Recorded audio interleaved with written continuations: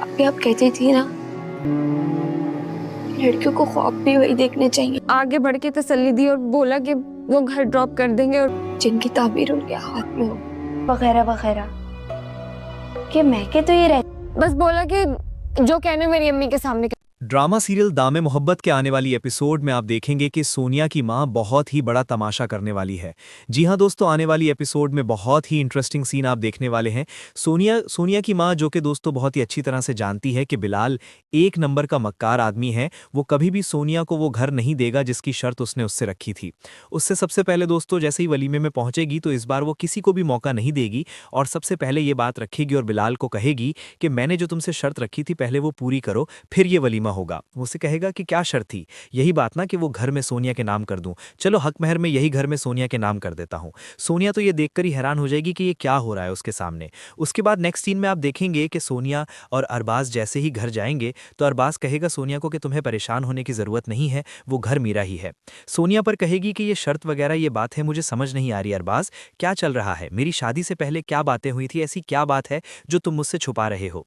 तो अरबाज से कहेगा कि दरअसल में वो घर जो है वो मेरे नाम पर था और बिलाल चचा ने वो मुझे अपने नाम पर करने का कहा और शादी से पहले भी यही शर्त थी कि अगर वो घर में तुम्हारे नाम पर कर दूंगा तभी तुम्हारी शादी मुझसे होगी। ये शर्त तुम्हारी अम्मी ने रखी थी मुझसे।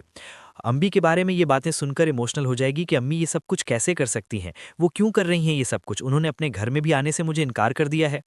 इसके बाद नेक्स्ट सीन में आप देखेंगे कि सादिया बेगम से कोई सवालात करे ना करे पर उसकी बेटी उससे ज़रूर सवालात करेगी। वो उसे कहेगी कि ये क्या शर्त रखी थी आपने अम्मी, इस तरह से तो आपने बेचा है सोनिया को। वो उसे कहेगी कि खामोश हो जाओ, तुम ये मामलात नहीं जानती, ये मेरा फैसला है और मैंने सोच समझ कर किया होगा। मैं अपनी बेटियों का मुस्तकबिल अच्छा ही करना चाह रही थी। जिस घर में वो गई है वहाँ पर बिलाल रहता है, तुम जानती हो ना कि बिलाल किस मिजाज का आदमी है, इसलिए बस मैंने अपनी बेटी का घर सिक्योर करने के लिए वो घर के नाम पर करवाया है। और वैसे ही मैं तुम लोगों को जवाब दे नहीं हूं, मुझसे ये बार बार सवालात नहीं किया करो, जाओ और जाकर किचन में अपना काम संभालो। इसके बाद नेक्स्ट सीन में आप देखेंगे कि बिलाल दोस्तों बहुत ही खुश होगा। उसकी बीवी समझ जाएगी कि ज़रूर बात कुछ है।